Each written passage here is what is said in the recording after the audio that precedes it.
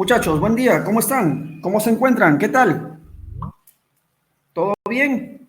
¿Cómo va Cajamarca a esta hora, jóvenes? Cuéntenme un poquito. ¿Qué tal por allá todo? ¿Cómo estás, Jean Paul, Dianita, Rafo? Buenos días. Alejita, buenos días, hija. Cuéntenme, chicos, ¿cómo ve el ambiente por Cajamarca a esta hora? Alex, ¿qué tal? Buen día. ¿Todo bien por allá? A ver. Hola, Ángel, buenos días. Randy, ¿qué tal? ¿Cómo estás? ¿Cómo estamos, Sarita? Perfecto, Ronald. Muy bien, muchachos. En la semana pasada, bueno, antes que nada, muchachos, mil disculpas si nuestra clase de la tarde la hemos pasado para el día de hoy en la mañana. Les converso. Un familiar tiene una cita con el médico. Supuestamente deberían haberla atendido para hoy en la mañana, pero al parecer por cuestiones de tiempo no se ha podido. Y me han dicho que debo llevarla a las 6 de la tarde, lo que implica salir de aquí de Casa Grande por lo menos a las 4.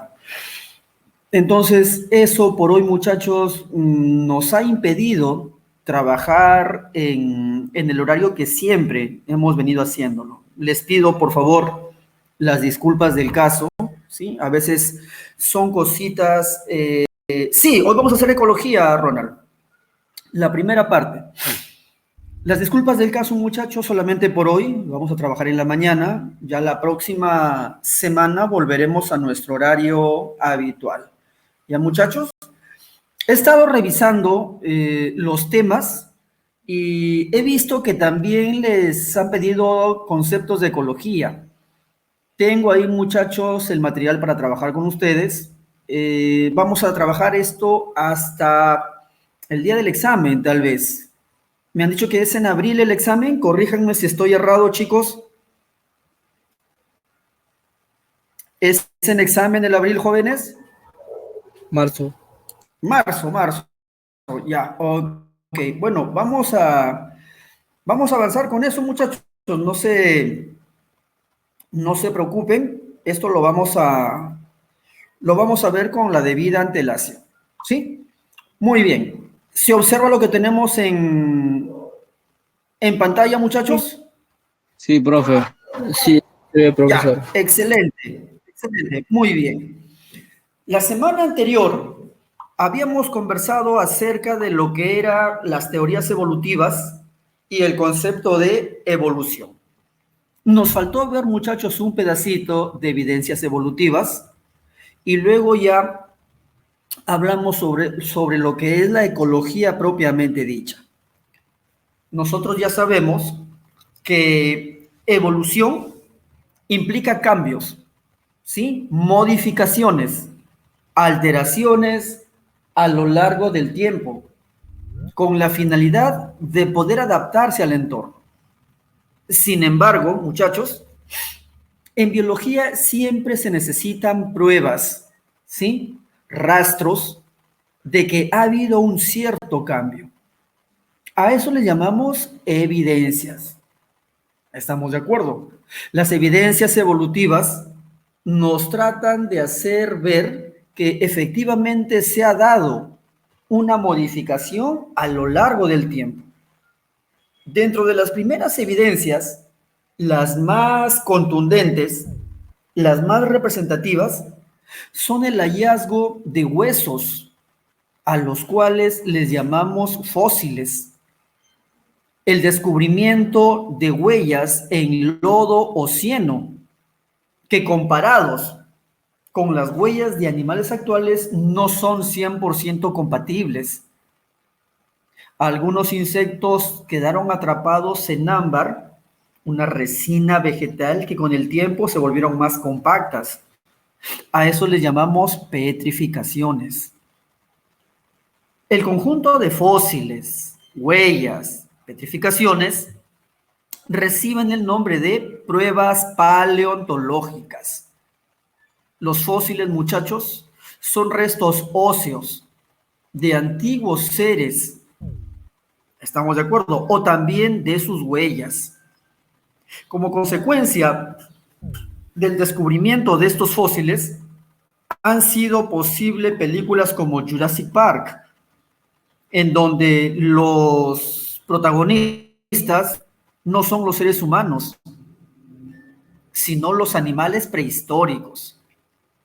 Gracias al descubrimiento de estos fósiles, muchachos, apareció un dinosaurio muy animado, el señor Barney y sus patas, que básicamente nos han demostrado de que antes de que existan los animales actuales, han existido otro tipo de organismos, los seres primitivos, o mejor dicho, los animales prehistóricos. En lo que respecta a evidencias anatómicas, tenemos órganos homólogos, órganos análogos y atavismos. Los órganos homólogos, muchachos, son aquellos que presentan igual origen, pero una distinta función. Por ejemplo, nosotros en las extremidades superiores tenemos húmero, cúbito, radio, carpos, metacarpos. El gato también tiene un número, también tiene cúbito, radio, carpos y metacarpos, pero hay un detalle. El gatito tiene patas, nosotros tenemos brazos. Yo puedo abrazarlo a mi gato no me puede abrazar, porque él no tiene brazos, redundemos. El origen es el mismo, muchachos, embriológicamente hablando, pero la función es diferente. La ballena también tiene húmero, cúbito y radio, igual que el murciélago, solo que la ballena no tiene extremidades, pues tiene aletas que le permiten nadar. El murciélago puede planear, puede volar con sus alas. Presentan el mismo origen, muchachos, pero la función es diferente. Yo le llamo a eso órganos homólogos. Los órganos análogos se caracterizan porque desempeñan la misma función, pero su constitución anatómica, su constitución física es distinta. Por tal motivo, decimos que si presentan diferente origen, pero igual función, les llamamos órganos análogos. Mil disculpas, aquí le hemos puesto homólogos. Son órganos análogos. Aquí está. Un ejemplo sencillo, muchachos. Son las alas de un ave y las alas de un insecto. Fisiológicamente, las dos sirven, les permiten volar, pero embriológicamente son diferentes. ¿Por qué? Porque un ave, al igual que nosotros, presenta húmero, cúbito y radio. Es un vertebrado. Un insecto no presenta húmero, cúbito y radio. Sus alas son extensiones membranosas, muchachos. No tienen el mismo origen embriológico. Por tal motivo, hablamos de un concepto conocido como evolución convergente. Evolución convergente. ¿Estamos de acuerdo? Esto para los órganos análogos. Vamos a ver aquí, los órganos vestigiales, disculpen ustedes, faltó un pedacito. Los órganos vestigiales se refieren a partes del cuerpo que ya no cumplen una función específica, muchachos. En nuestro caso, ¿qué ejemplos de órganos vestigiales tenemos? Puede ser, digamos, el apéndice vermiforme. Puede ser el vello corporal. Pueden ser los pezones, pero esto en el hombre. Pueden ser también las muelas del juicio. A todos esos le llamamos nosotros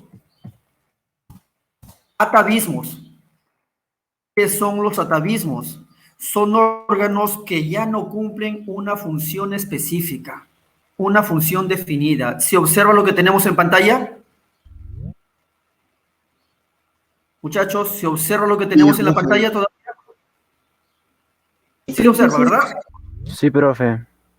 Ya, perfecto, excelente.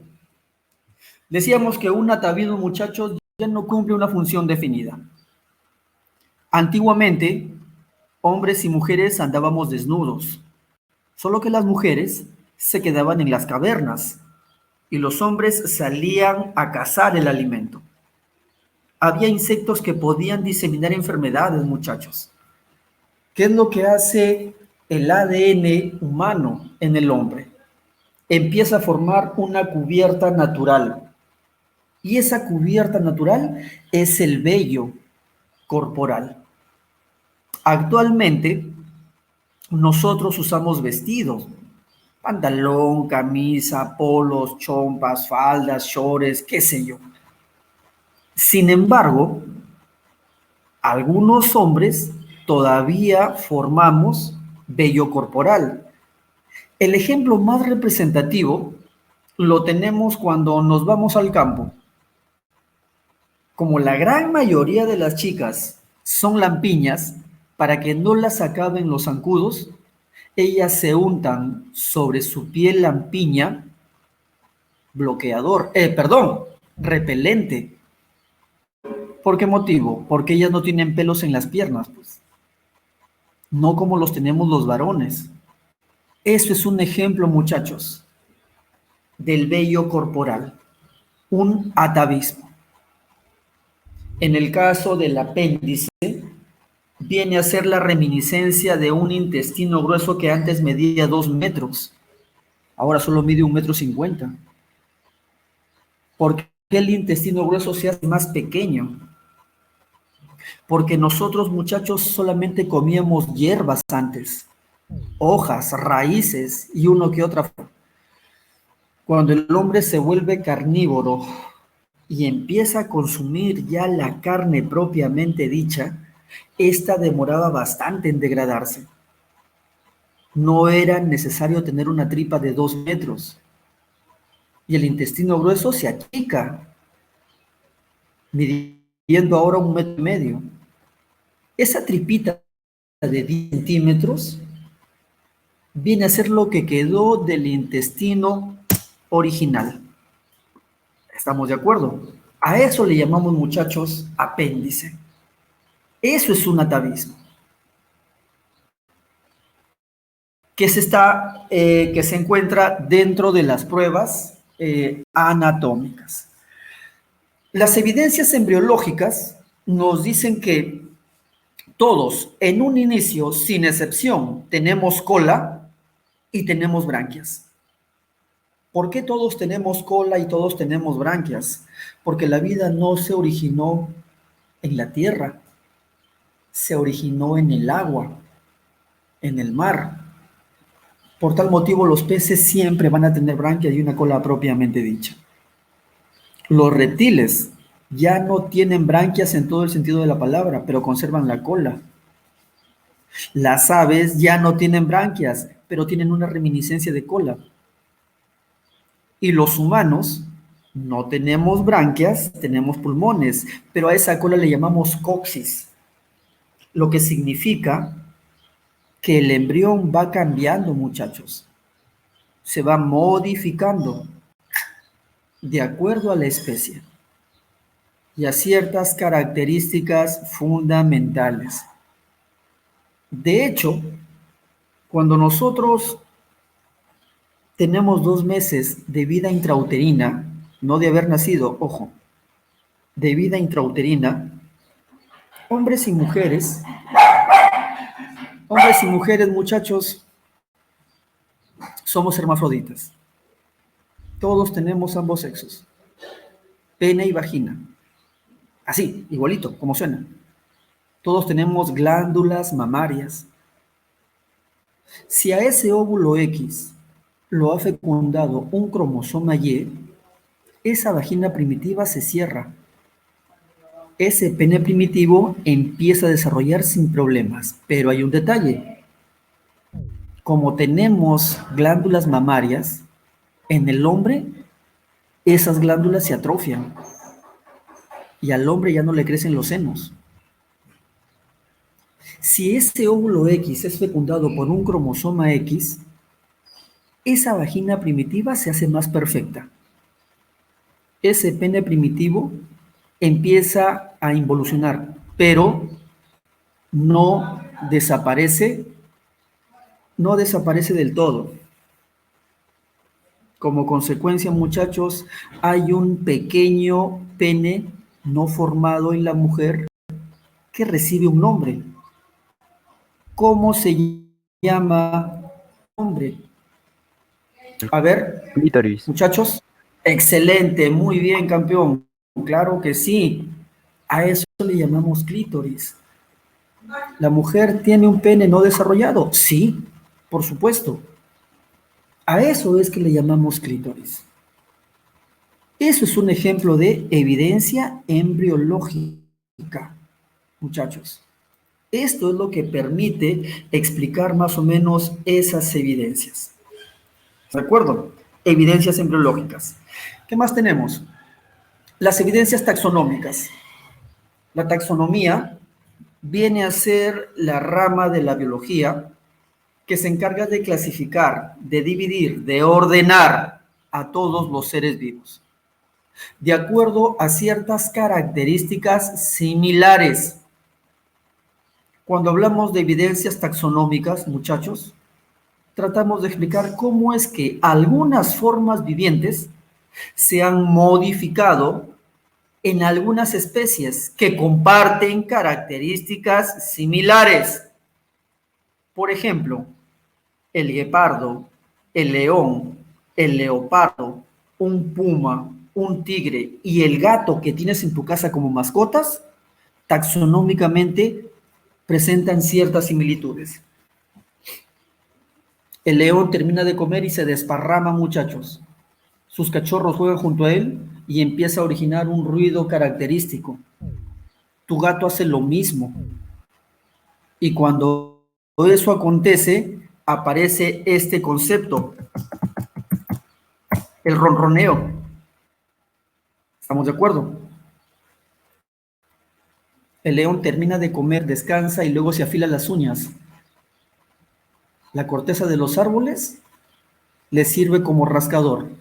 Tu gato hace lo mismo, solo que el que paga el pato es el sillón de tu sala.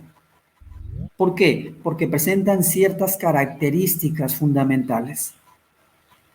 En el caso de la hiena, el lobo, el zorro, el chacal y el perro, son cánidos. El lobo aúlla en noches de luna llena. No sé si te has percatado, los perritos también hacen lo mismo en las noches. De hecho, muchachos, los perros son lobos domesticados. ¿Estamos de acuerdo? En el caso del mapache, el oso y el koala, podrían ser también animales que presentan ciertas características. La morsa, el elefante marino, el león marino, las focas, igual. Las evidencias taxonómicas nos dicen que a partir de una especie original, poco a poco se han ido dividiendo, modificando. De eso se encarga la taxonomía, muchachos. ¿Sí? En el caso de la embriología comparada, bueno, creo que ya lo hemos dicho, todos los embriones presentan las mismas características. Todos.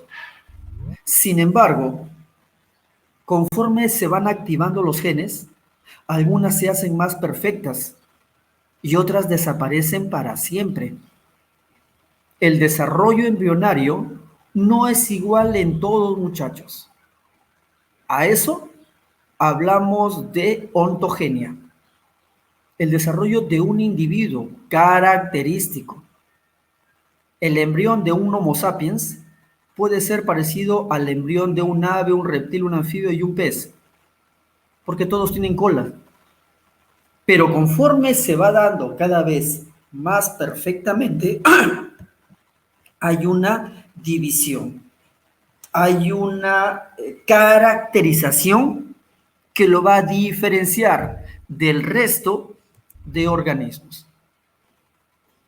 Las pruebas bioquímicas, ¿qué es lo que nos dicen? Que todas las formas vivas estamos fabricadas en base a ciertas moléculas.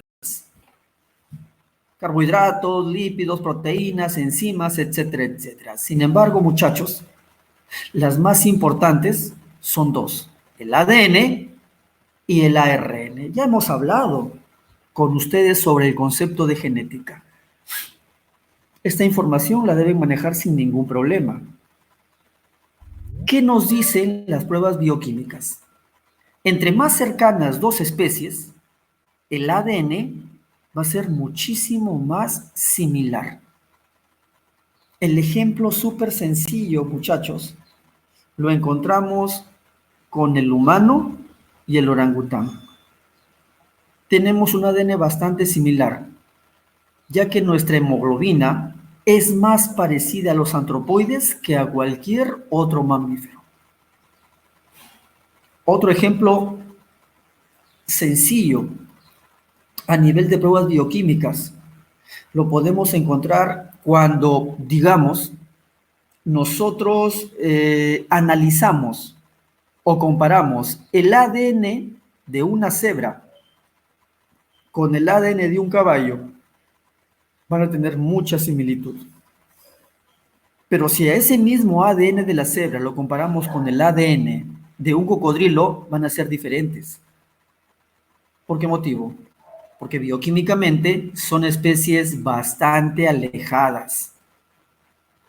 Esto también es válido, muchachos, para los animales, para los humanos. ¿Estamos de acuerdo? Las pruebas bioquímicas. Las pruebas biogeográficas. ¿Qué es lo que nos dicen? Según la evolución, los individuos que permanecen juntos evolucionan igual que los individuos que viven en poblaciones aisladas. Pero ojo, cada uno de ellos lo hace de manera diferente.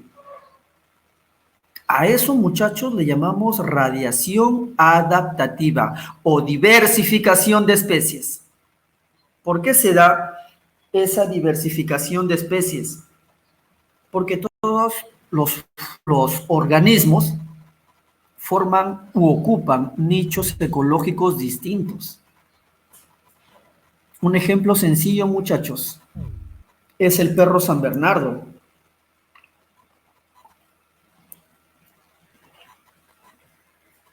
Parece un peluche. Sus patas se asemejan a llantas de tractor. El perro peruano es calato. ¿Por qué esa diferencia tan abismal? Es que en Perú tenemos un clima perfecto. No hace ni tanto frío ni tanto calor como en Suiza, de donde es el San Bernardo. En Suiza, muchachos, difícilmente puede hacer un sol como el que es aquí en el país. Casi siempre para nevando. Entonces, el Perú y Suiza presentan nichos ecológicos diferentes. Los perritos no pueden ser igual. A eso le llamamos radiación adaptativa. El organismo evoluciona a diferentes formas.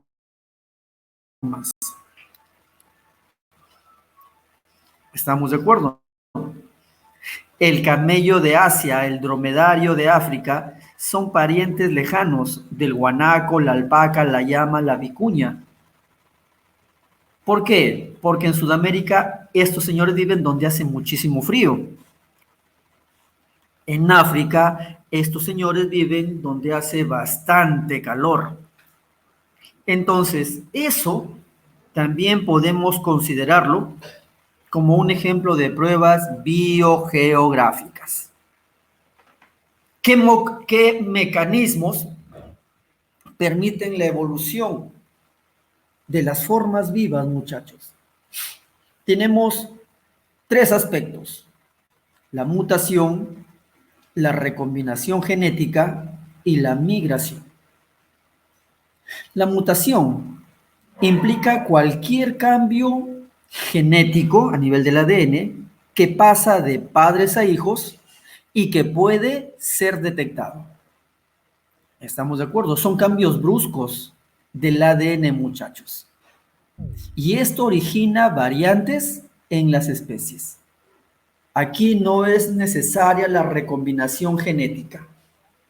El ADN simple y llanamente cambia de manera violenta. Eso permite un concepto de evolución. Por otro lado, tenemos también la recombinación genética.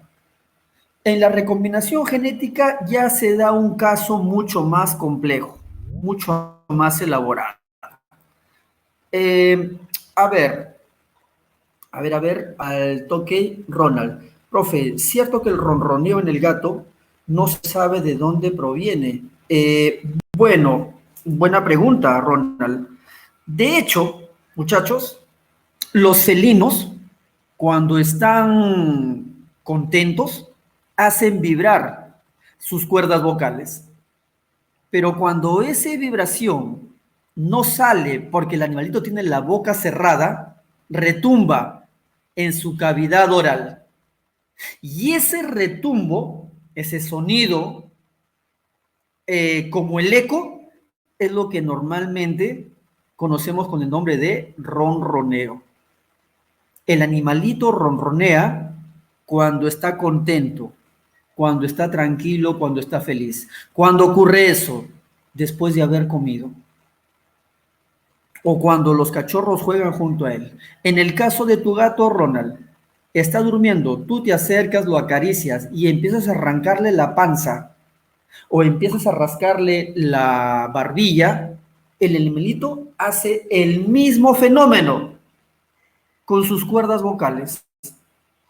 Y eso es lo que origina, pues, ese llamado el ronroneo propiamente dicho. Sí, claro, viene a ser por las cuerdas vocales. En el concepto de recombinación génica aparece un fenómeno llamado crossing over. En el crossing over, muchachos, el ADN paterno se recombina con el ADN materno. Como consecuencia, aparece este fenómeno, la recombinación genética. Al haber ese cambio de ADN o esa recombinación de ADN, muchachos, se forman nuevas características en las especies. Para eso es importante el concepto de meiosis. Importante el concepto de meiosis, no olvidar. Un ejemplo de recombinación génica, muchachos, lo encontramos cuando vamos por la calle y hemos visto esos perritos que no tienen raza definida. Les llaman criollos o les llaman chuscos. Esos animalitos parece que hubiesen sido concebidos en un todos contra todos, en una orgía canina, ¿sí? Porque no tienen características que los puedan hacer parecidos a otras razas. Con nosotros pasa exactamente lo mismo, muchachos. Por eso está la raza blanca, la raza morena, la raza negra, la raza mestiza, la raza india, la raza latina, etcétera, etcétera. Cuando hablamos de migración, nos referimos a la salida o entrada de organismos en una población. Cuando eso acontece, muchachos, hay un flujo de genes. Y ese flujo de genes introduce nuevo material genético en la población. Como consecuencia, aparecen nuevas recombinaciones con posibles cambios sobre las características físicas. Un ejemplo de migración, muchachos, son la cantidad de venezolanos que vemos actualmente en el país. Yo no sé si en Cajamarca pasa esto, al igual que aquí en Trujillo o en Casagrande. ¿Sí? Tú vas por Trujillo o vas en Casagrande, donde yo vivo, y sin exagerarles, muchachos, cada 2, 3 cuadras encuentras venezolanos pidiendo limosna o vendiendo caramelos, chicles. Estos señores han llegado a nuestro país. Ellos son inmigrantes.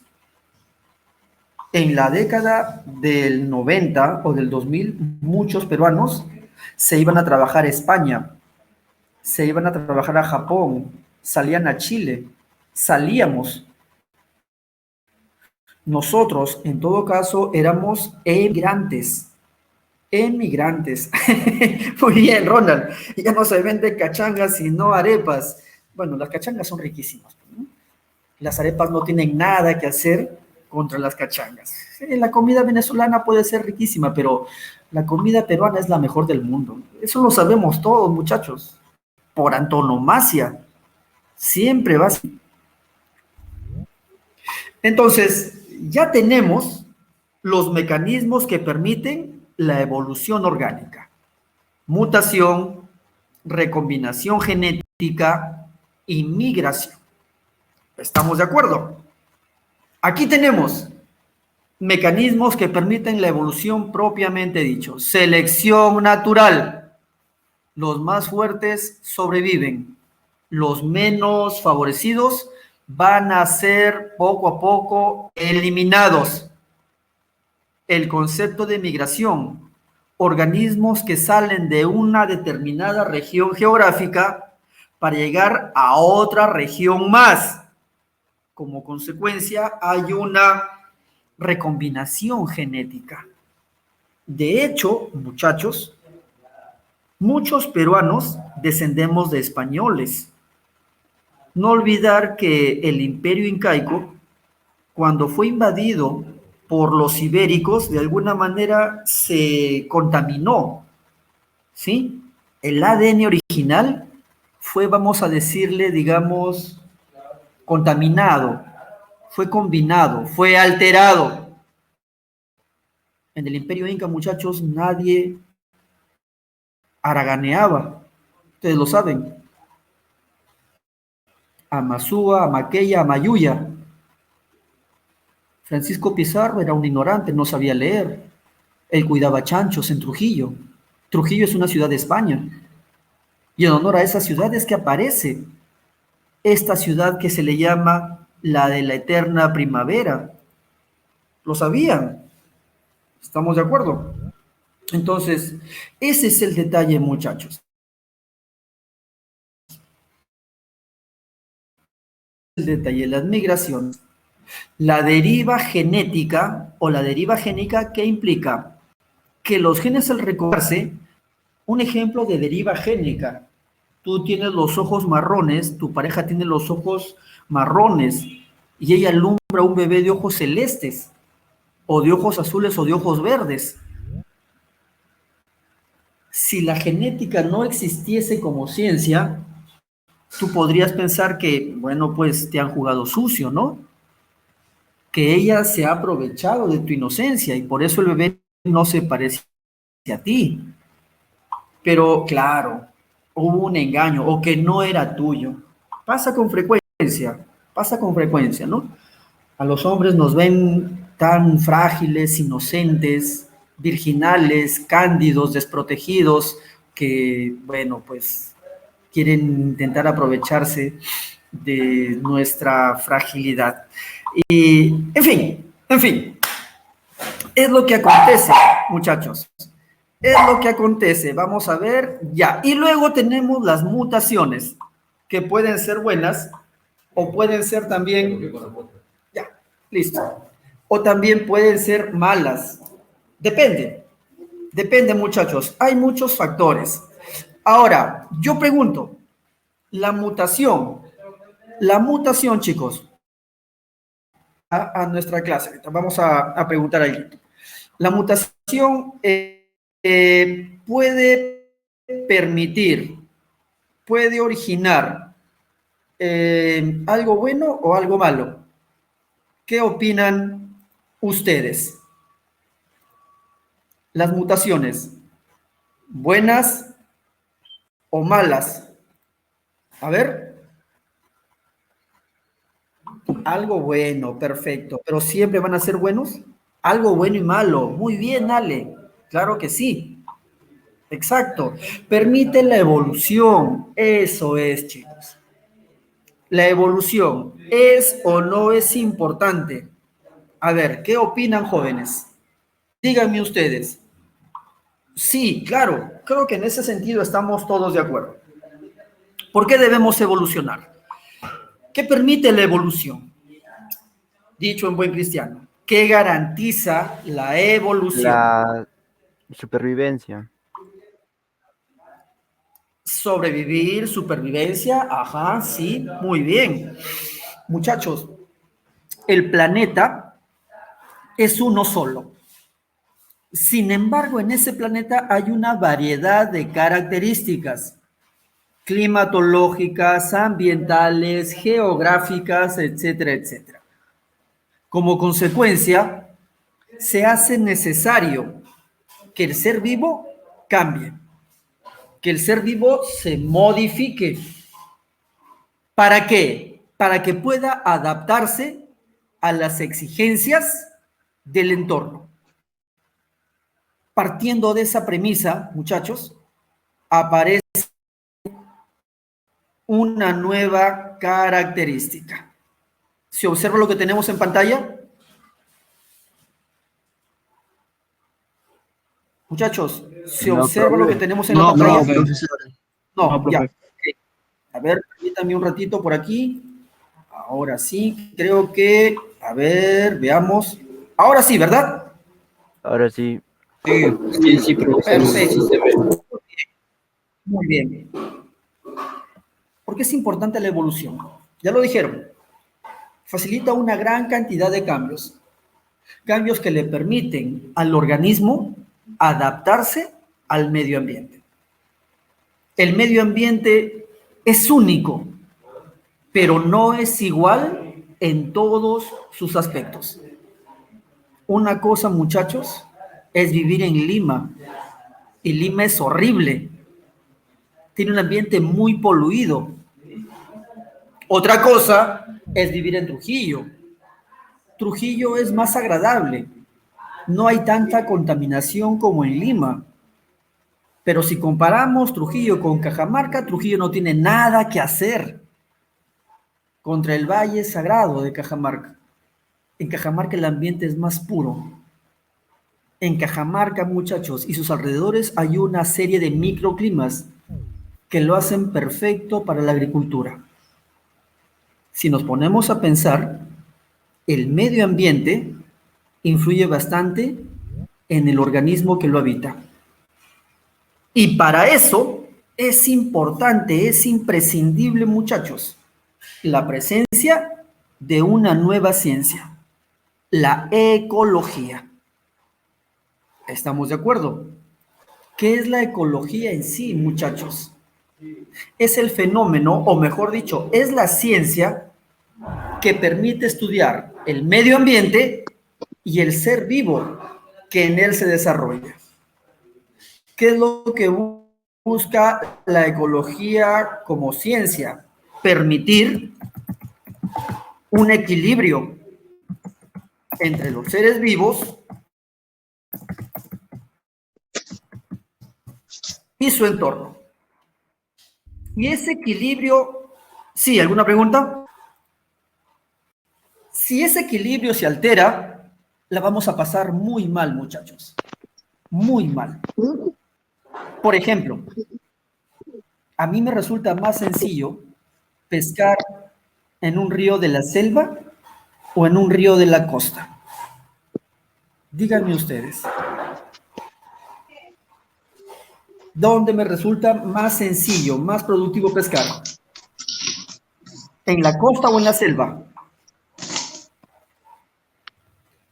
¿En dónde sugieren? En la selva, claro, muy bien. Kiara, ¿seguro que es en la costa? No, es en la selva. ¿Por qué en la selva, muchachos? A ver, ecología de jardín.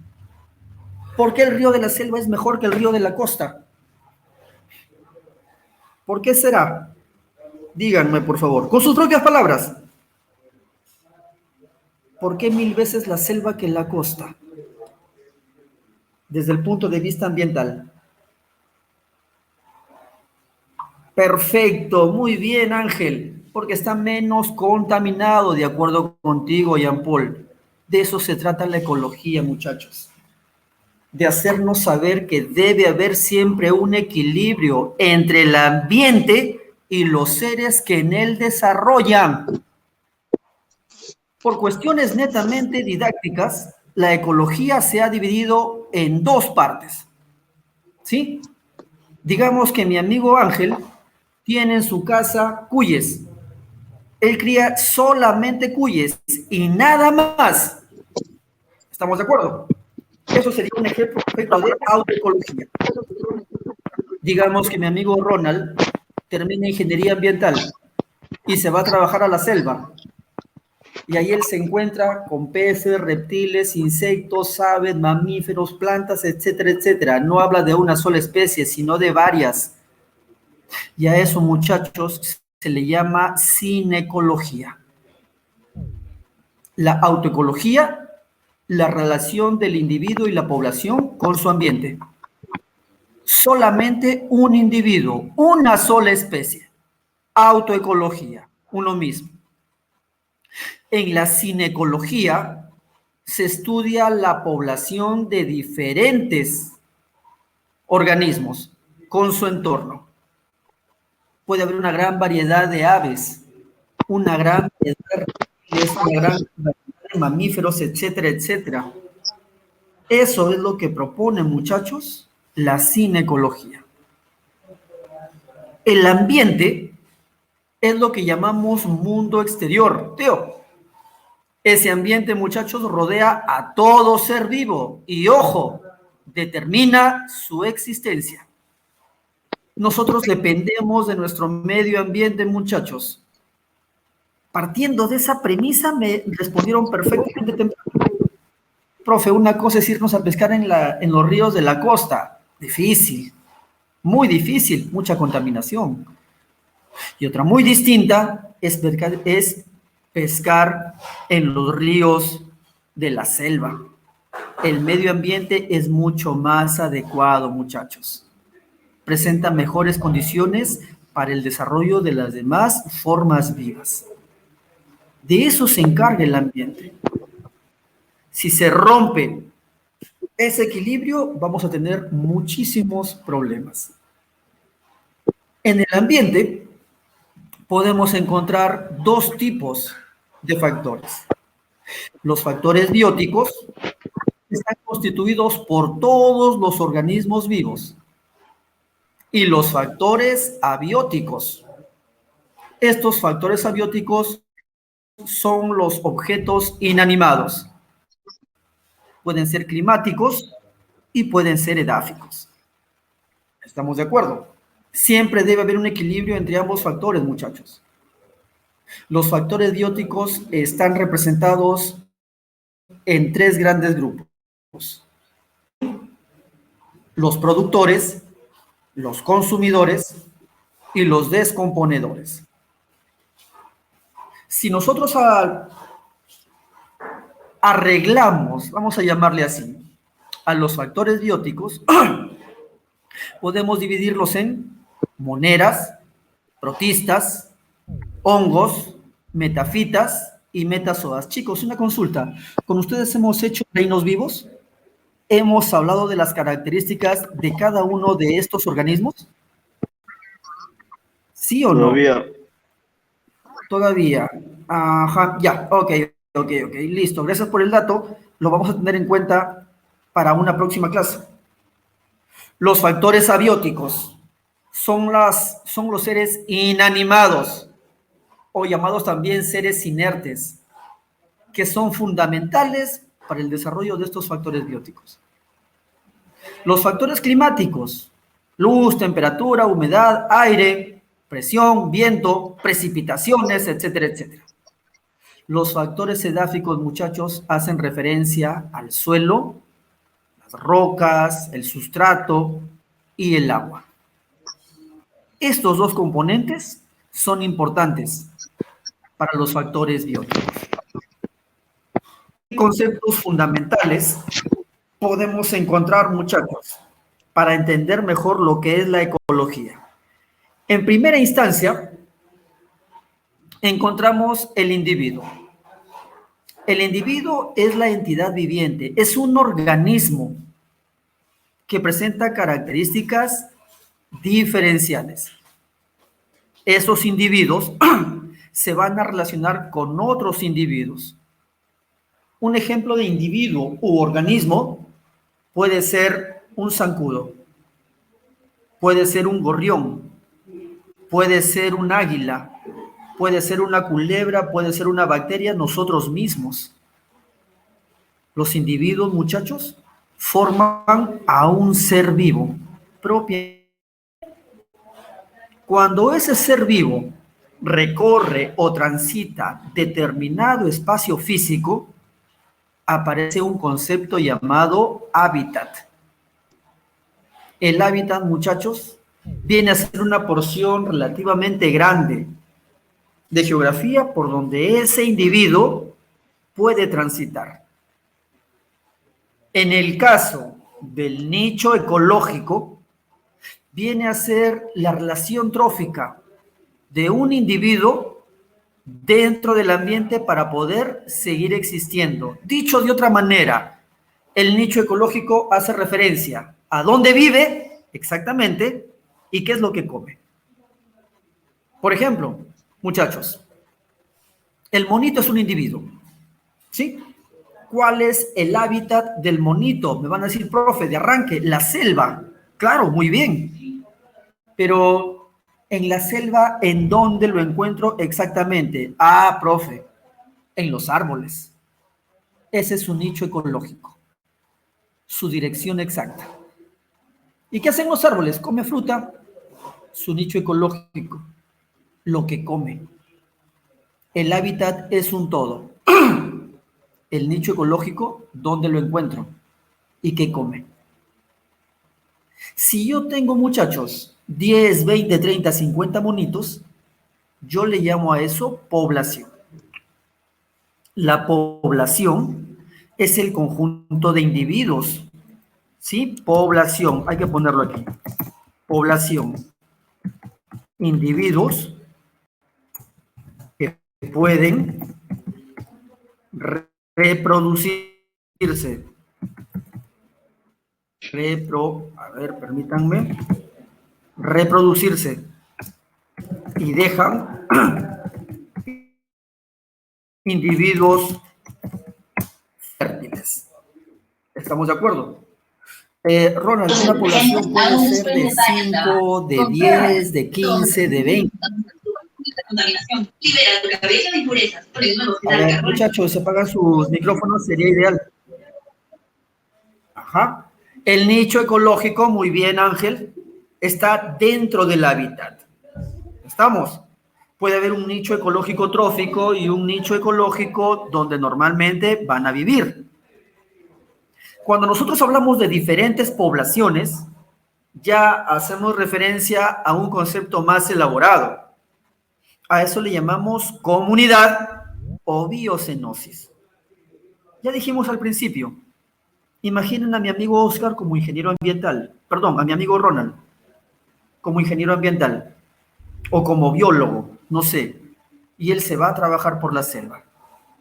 La selva es un ejemplo perfecto de biocenosis, muchachos, porque va a encontrar una gran variedad de comunidades, poblaciones de hormigas, poblaciones de mariposas, poblaciones de plantas, poblaciones de pájaros, poblaciones de culebras, poblaciones de flores, etcétera, etcétera. El concepto de comunidad abarca un conjunto de poblaciones, individuos de diferentes especies que se han conectado entre sí, plantas, animales, microbios, etcétera, etcétera. Eso es una comunidad. Eso es una biocenosis. El concepto de ecosistema trata, muchachos, la unión de la biocenosis, todas las comunidades vivas y el biotopo, el espacio físico en el cual diversos organismos hacen su chamba. Un ejemplo de ecosistema puede ser una laguna. En la laguna yo encuentro peces de diferentes clases. Yo encuentro plantas, yo encuentro algas, yo encuentro patillos, yo encuentro arañas, yo encuentro insectos, encuentro escarabajos, qué sé yo. Eso es una biocenosis, muchachos. Todas las comunidades. El biotopo viene a ser la tierra, viene a ser las piedras, viene a ser el agua de esa laguna. Eso en esencia es un ecosistema. Aquí está. Arena, piedras, agua, biotopo, lo que no tiene vida. Todas las plantas, todos los peces, todos los pájaros, todas las ranas, todas las lombrices, qué sé yo. Eso es una biocenosis. La unión de ambos, muchachos, viene a ser un ecosistema propiamente dicho. Profe. El ecosistema, sí. Esto. A ver, pregunten. ¿A partir de cuántos individuos dijo que se considera población? Una población puede ser de 3 individuos, mi estimado. Un macho, una hembra y una cría. Ah, ya, profe, gracias. De 3 a más. De 3 a más. Listo, campeón. El ecotono viene a ser el área de transición entre dos comunidades bióticas. ¿Sí? Va a ser la frontera entre dos ambientes definidos. Un ejemplo perfecto de ecotono, muchachos, viene a ser la playa. Así de simple. Digamos que alguien sabe nadar perfectamente, se va a la playa, viene a la costa, disculpen ustedes, y se mete al mar. Se para y el agua le da por el pecho. No está en la playa, está en el mar propiamente dicho. Alguien que no quiere bañarse se queda en la orilla, se queda en arena, en tierra firme, no está en la playa. Pero digamos que alguien, por lo menos los piecitos, quiere mojarse. El agua llega a la arena, lo moja a ella, le moja los pies y se regresa. Eso, muchachos, es la playa. La porción donde el agua se junta con la tierra. No es el mar propiamente dicho. No es tierra firme. A esa playa le llamamos entonces ecotono. Hay que ponerlo por aquí. Ecotono. No olvidar ese concepto, por favor. La biosfera es lo que llamamos nosotros esfera de la vida. Por cuestiones, muchachos, ecológicas, a la biosfera se le ha dividido en 3 porciones. La parte sólida del planeta le llamamos litosfera. Esa parte sólida viene en diferentes presentaciones. Puede ser la cordillera, puede ser una pradera, puede ser el desierto, puede ser la selva, puede ser una estepa, puede ser un valle, etcétera. Le llamamos tierra firme, la porción superficial, litosfera. Ríos, lagos, lagunas, océanos, mares, acequias, puquios, manantiales, qué sé yo. Es la parte líquida, le llamamos hidrosfera. Hidro viene de agua. Y la envoltura gaseosa que separa al planeta del espacio exterior es lo que llamamos atmósfera. ¿Qué es el aire, muchachos? Es un conjunto de gases. En la atmósfera, el gas que más abunda se llama, lo ponemos por aquí,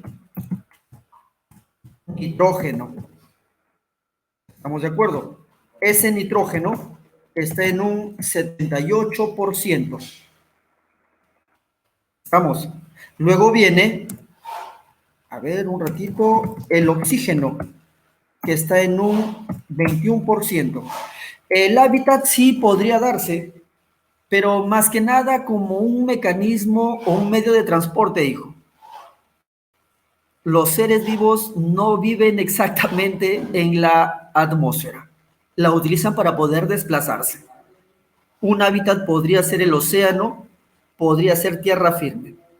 La atmósfera es básicamente un medio para transporte, muchacho. Para transporte. ¿Sí? Gracias por la pregunta, hijo. Entonces, ya tenemos el concepto de biosfera.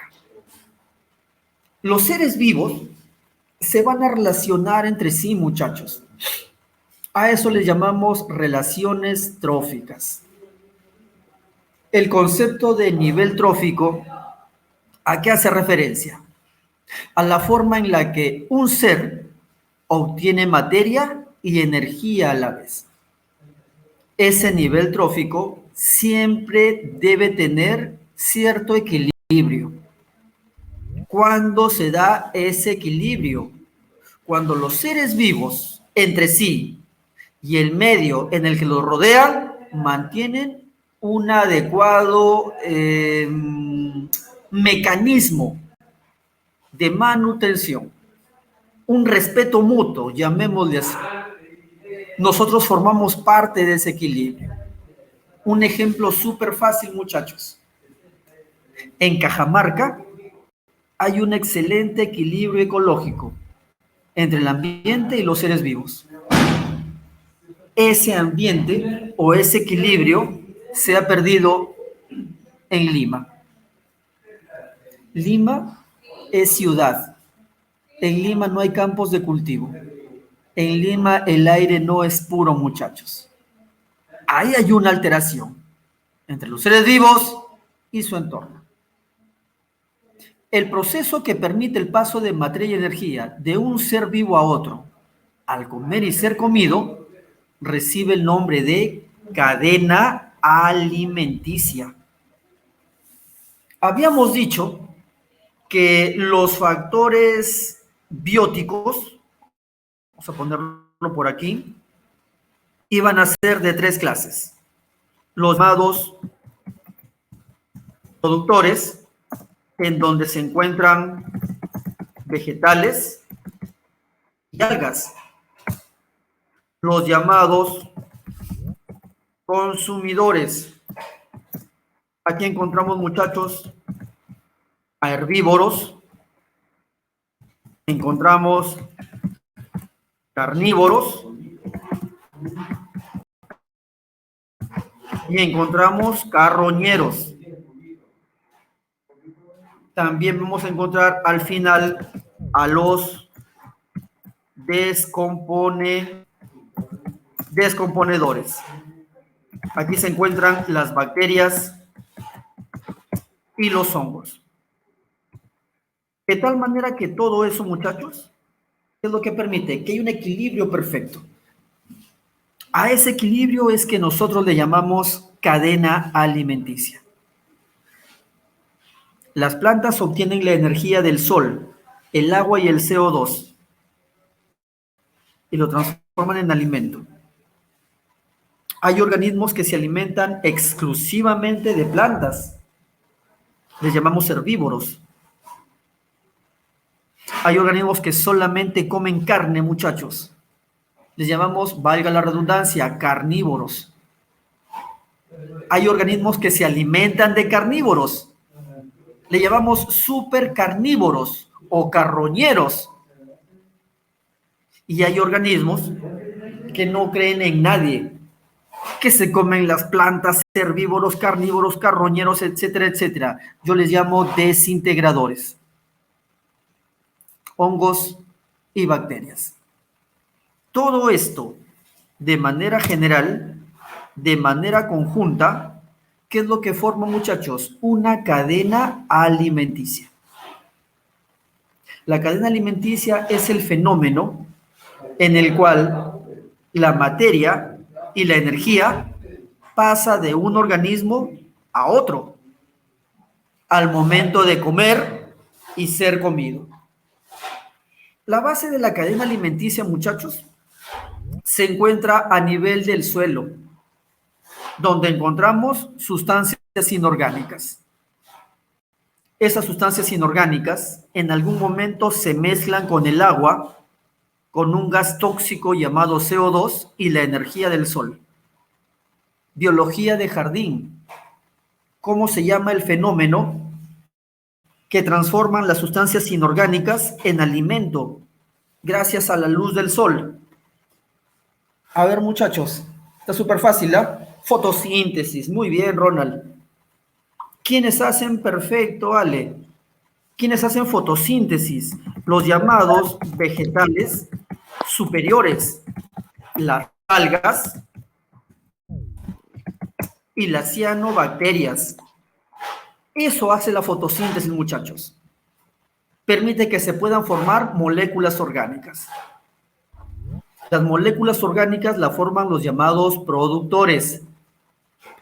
Esas moléculas orgánicas en algún momento van a ser ingeridas. Por ejemplo, un conejito. Yo le llamo consumidor primario. Toda la energía de los vegetales, cuando ingresa el conejito, muchachos, se transforma en carne. Pero hay un detalle, pues, hay otros organismos que no les gustan los vegetales. Se alimentan exclusivamente de carne. Valga la redundancia, les llamamos carnívoros. Y a ese carnívoro le llamamos consumidor secundario. Ese consumidor secundario puede servirle de alimento a un ave de rapiña. Puede ser un cernícalo, puede ser un halcón, puede ser, muchachos, un águila, etcétera, etcétera. Yo le llamo consumidor terciario o superpredador. Sin embargo, muchachos, cada vez que un organismo se alimenta, pierde energía en forma de calor. Cuando todos estos señores están interconectados, aparece el concepto de red trófica. Las cadenas alimenticias no se aíslan, son varias, están entrelazadas. Yo a eso le llamo nexo alimenticio.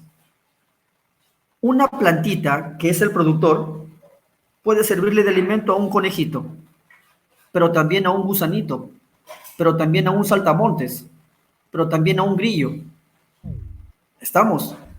Yo tengo varios consumidores primarios. Ojo, la culebra puede comerse el conejo, pero una culebra difícilmente se va a comer pues a un gusanito, no le gusta. Lo que sí puede comerse a un gusanito es un gorrión, es un ave, que si bien puede alimentarse de una plantita, también se alimenta de insectos. La culebra se alimenta de un gorrión, se alimenta de un conejo, se alimenta de un ratón. Te percatas que no están aislados los componentes. A eso, muchachos, llamamos nexo alimenticio. Nexo alimenticio. El alimento de un eslabón a otro se pierde en un 80 a 90% en forma de calor. Por tanto, el número de eslabones debe ser bastante limitado, muchachos. Va de 4 a 5. Siempre se obtiene energía.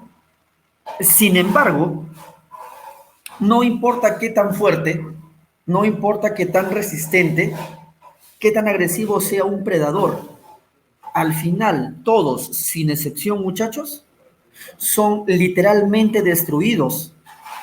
Son descompuestos, desintegrados. ¿Por quiénes? Por los descomponedores. A esos descomponedores le llamamos también, un ratito por favor, recicladores. Recicladores. Sí, cierto, Ronald.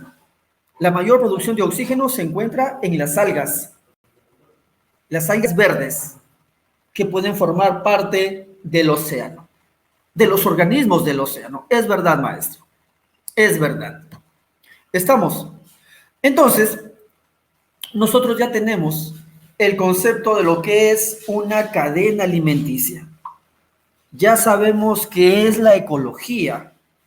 Ya sabemos cuáles son los factores que se debe tener en cuenta para entender mejor cómo es que trabaja este fenómeno. Vamos a echarle un vistazo.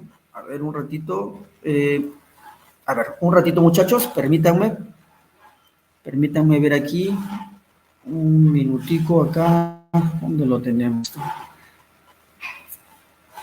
A ver.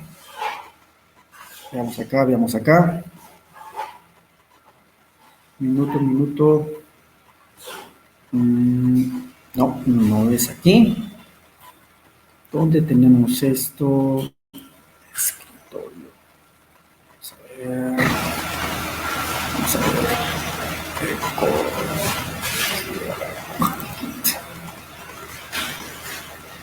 Un momento, jóvenes, para ver si cargamos un archivito donde vamos a desarrollar nuestra práctica.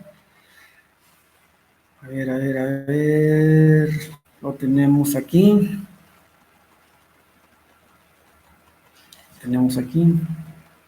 Hola.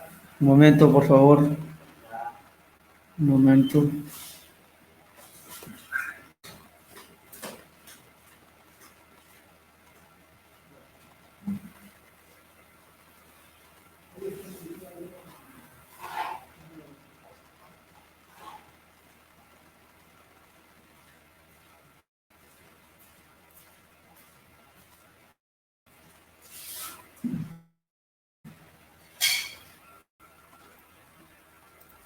Ya, a ver, muchachos, permítanme con esto un ratico. A ver, vamos a hacer esto, ponerlo por acá. Continuamos con esto de aquí. A ver, donde tenemos...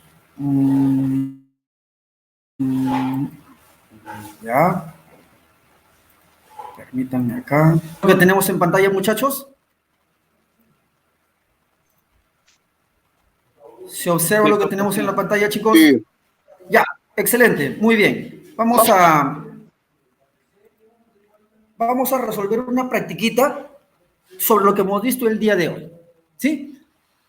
En la pregunta número 1 me dice, señala el ejemplo de un organismo consumidor de primer orden.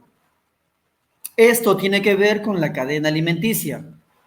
Tenemos un gato que se come un ratón, un ave que come roedores, una vaca que come hierba, el ser humano que come carne, un sapo que come insectos.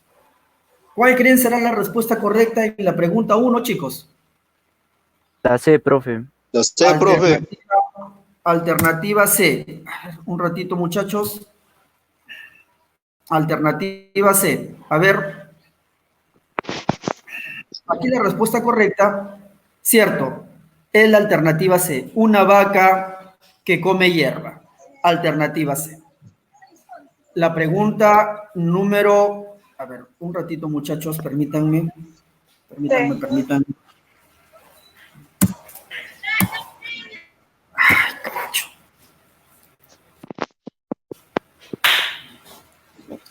No se enoje, profe. ¿Se observa lo que tenemos en... ¿Se observa, muchachos? No. Ya, a ver, permítanme un momento. Hay un pequeño error por aquí. Ya está. Ok, entonces la respuesta correcta en la pregunta número 1 es la alternativa C. Una vaca que come hierba. La pregunta 2. A la red compleja e interrelacionada de seres vivos y su entorno no vivo, ¿cómo se le llama?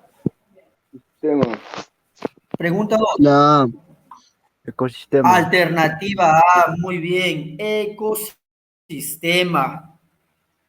Ecosistema, listo.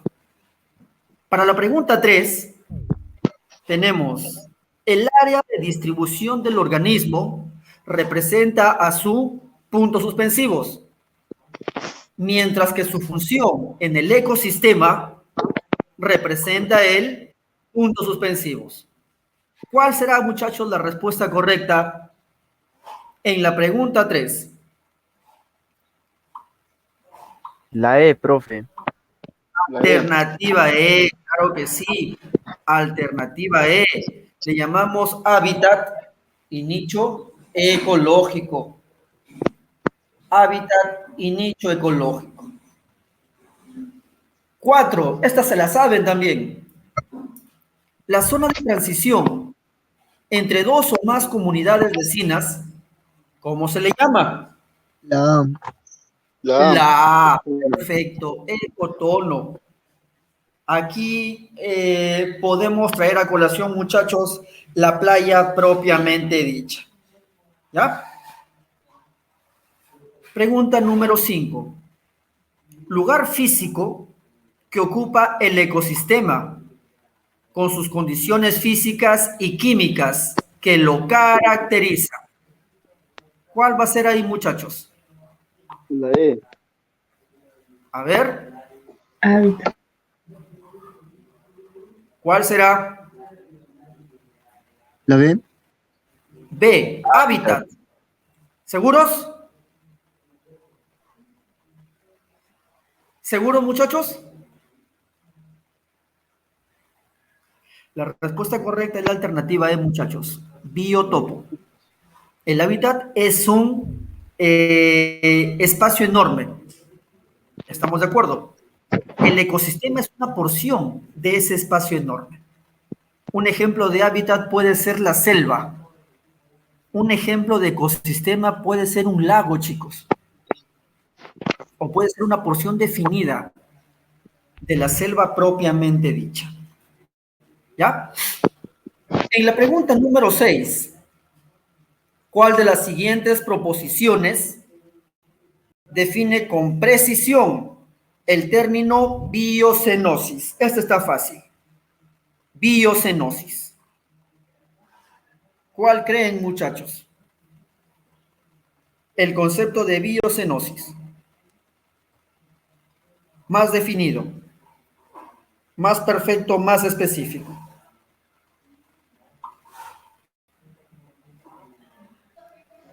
¿Conjunto de individuos de la misma especie? No, no puede ser eso. Yo le llamo a eso población. Interacción de una población con su entorno. Tampoco puede ser eso. La E. Área donde puede habitar una población, menos. Alternativa E, muy bien. La E, exacto. Comunidad altamente organizada. Altamente organizada. 7. Con respecto a las cadenas alimenticias, se tiene que, a ver, presentan 4 o 5 eslabones como máximo. Eso es verdad. Hay pérdida de energía al pasar de un eslabón a otro. También es verdad. Solamente encontramos organismos productores y consumidores. Falso. Falso. También hay productores, muchachos. Productores. Perdón, productores, consumidores. Nos falta uno. ¿Cuál es el otro?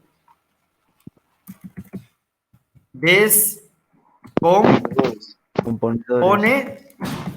Descomponedores. Claro. Los descomponedores por excelencia son las bacterias y los hongos. Entonces, la 3 no puede ser. Descartamos la A, descartamos la E. Seguimos. El primer eslabón está representado solamente por las plantas. ¿Eso es verdad? Solamente por las plantas. ¿Verdadero o falso? Verdadero. Falso, muchachos. También están las algas, también las cianobacterias. Aquí la respuesta correcta sería la alternativa La B. C. La E, 1, 2 y 5. 1, 2 y 5. El primer eslabón, muchachos, no olvidar, está dado por cianobacterias, por algas y vegetales o plantas superiores. Un alga no es una planta propiamente dicha. No olvidar eso, por favor. Para la pregunta número 8, me dice, de las siguientes especies, ¿quiénes obtienen mayor energía en una cadena alimenticia? Hongos, ballenas, espinacos, elefantes y vacas. ¿Cuál creen, muchachos? La A. La A. Los hongos. ¿Seguro, hijo? No son los hongos. No son los hongos. A ver, ¿cuál proponen? Alternativa La B. E. La E. A ver, alternativa E, La 1 y B. 5. Hongos. B. 2, 3 y 4. Ballenas, elefantes y vacas. No. Muchachos, ¿saben qué es un espinaco? ¿Saben qué es un espinaco? No. Chicos, le llamamos espinaco a la plantita que produce espinaca. La espinaca es un vegetal. ¿Sí? Por si acaso. ¿Saben qué es un limonero? ¿Saben qué es un naranjo? ¿Saben qué es un manzano? Las plantas que producen ciertas frutas. Pues. Exacto, claro, por supuesto. Por supuesto. Sí sabían, muchachos. Aquí la respuesta correcta es la alternativa C. Solo 5. ¿Sí? Un espinaco. A ver, la pregunta número 9. De los siguientes factores en los ecosistemas, no es un factor abiótico. ¿Cuál creen, muchachos? Alternativa A. Muy bien. Las plantas. Las plantas. Excelente. 10. Son ejemplos de biocenosis. Ojo, biocenosis. El conjunto de aves, me dice, que habitan el humedal del Eten, el sustrato rocoso del morro del Eten, los peces que habitan en el humedal del Eten, las dunas cerca al humedal del Eten y la humedad del Eten. En la pregunta número 10, ¿cuál creen es la respuesta correcta, muchachos? La alternativa de 1 y 3. Perfecto. Una biocenosis, muchachos, es el aspecto inanimado, el factor abiótico y los factores bióticos propiamente dichos. Propiamente dichos. Para la pregunta número 11, tenemos nivel de organización biológica que está formado, por un conjunto de poblaciones diferentes. Poblaciones diferentes, no olvidar, y que se interrelacionan en un tiempo y espacio. El A ecosistema. ver, C. alternativa C, ecosistema, conjunto de poblaciones diferentes. Poblaciones diferentes. A ver, la C me dicen. ¿Ecosistema? Aquí debe decir comunidades, ya inmunidades le han puesto, mil disculpas. Biosfera, no. Aquí la respuesta correcta, muchachos. Comunidades. Comunidades, sí, así es. Mil disculpas, sí, le han puesto inmunidades acá. Una comunidad es el conjunto de especies diversas. ¿Estamos de acuerdo? Ustedes se van a un río, muchachos, y encuentran por ahí peces, se encuentran aves, se encuentran ranas, puedes encontrar culebras, zorros, lo que sea. Eso es un ejemplo de comunidad. Comunidad. Y la pregunta 12, ya con esto cerramos. Una palmera, un sapo, un pato, un lobo de río, son ejemplos de... A ver, ¿cuál será la respuesta correcta en la pregunta número 12? La A, ¿o no? Alternativa A, población, no. Sí. Por aquí. Alternativa, muy bien. Perfecto, Edita, claro que sí. Ale, igual. Ruleisi. Aquí la respuesta correcta, muchachos, es la alternativa D, comunidad. La comunidad, entonces, ¿a qué hace referencia? Al conjunto de organismos que presentan características diversas, muchachos. Un conjunto de especies. Eso es una comunidad en sí. Entonces, ya para ir terminando, cuando hablamos nosotros de ecología, nos estamos refiriendo básicamente a los seres vivos, vamos a ponerlo por aquí, los seres vivos más su entorno. ¿Estamos de acuerdo? No, Ronald. Comunidad, diferentes especies. Población, una sola especie. Ronald, si tú criases en tu casa solamente cuyes, eso sería una población. ¿Estamos de acuerdo? Digamos que Alexandra, aparte de sus cuyes, tiene patos, tiene gallinas, tiene por ahí conejos, tiene por ahí pollos. Eso ya no sería una población, eso sería una comunidad. Comunidad. ¿Sí? No se preocupen, muchachos, es normal confundirnos, pierdan cuidado. La diferencia entre especie y comunidad.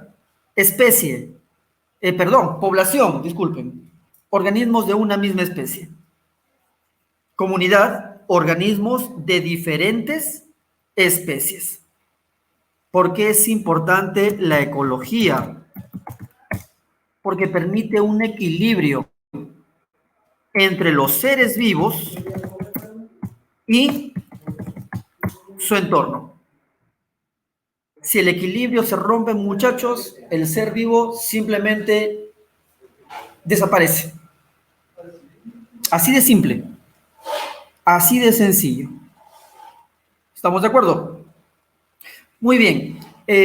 Muchachos, el concepto de ecología, o mejor dicho, hablar sobre ecología implica temas un poquito más extensos, un poquito más amplios.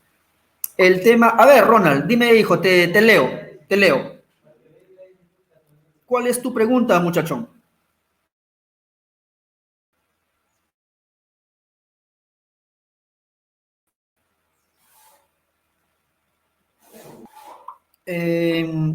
Los seres vivos que están inmersos en su mismo hábitat pueden adaptarse a otros. Sí, por supuesto, brillante pregunta, maestro, gracias.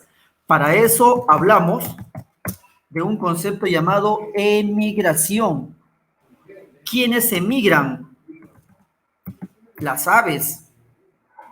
¿Quiénes pueden ir de una zona a otra? Tortugas. Los peces. Un organismo puede adaptarse, muchachos. Por supuesto que puede adaptarse. ¿Sí? El ejemplo más perfecto, muy bien, Ronald, los cetáceos, mamíferos acuáticos. Un organismo que se adapta por excelencia es el hombre, al igual que las tortugas. Muy bien, hija, brillante, Kiara. Puede haber tortugas en la costa, en la sierra y en la selva, muchachos. ¿Sí? Hay organismos, mejor dicho, la humanidad puede vivir en la selva, un calor terrible. Puede vivir en Ticlio, un río que hasta los gallinazos usan chalina. Puede vivir en un ambiente perfecto como la costa. El oso polar podría vivir en zoológicos, donde las condiciones puedan ser las adecuadas. Pero de manera natural sí moriría. Lo que pasa, muchachos, es que no todos los seres vivos tienen la capacidad de poder adaptarse a su entorno. Ese es el detalle. El elefante sí podría darse. Muchachos, aquí en Trujillo llegaban con frecuencia circos con elefantes africanos. Y obviamente, pues, en el África hace mucho más calor que en Trujillo. Inclusive esos mismos circos iban a algunas ciudades de la sierra, donde la temperatura es muchísimo más baja. Ese es el tema. No hay ningún problema, muchachos. Lo importante es que ustedes puedan participar en aula, que den a expresar sus preguntas. Aquí todo podemos trabajarlo, no hay ningún inconveniente. El águila calva también podría darse. También podría darse. Hay un montón de cositas, muchachos, por hablar sobre ecología. La próxima semana vamos a hablar con un poquito más de calma en lo que respecta a relaciones intraespecíficas e interespecíficas. Eso lo vamos a ir trabajando paulatinamente, muchachos. ¿Estamos? Ronald, un ser vivo se reproduce consigo mismo en el caso sea una bacteria o sea un hongo.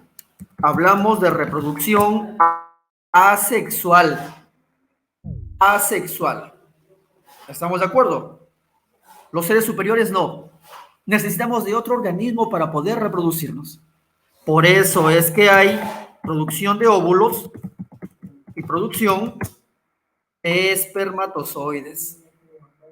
La estrella de mar se reproduce por fragmentación. Eso lo vamos a ver, muchachos. También las esponjas, Ale. También las esponjas. ¿Sí? A ver, muchachos, la próxima semana a lo mejor avanzamos con bacterias o seguimos con un poco de ecología. Díganme ustedes. Las esponjas de mar, sí, claro que sí, Ale. Por supuesto. A ver, muchachos. Caramba, Ronald, gracias. Gracias por tus palabras, hijo. Perfecto.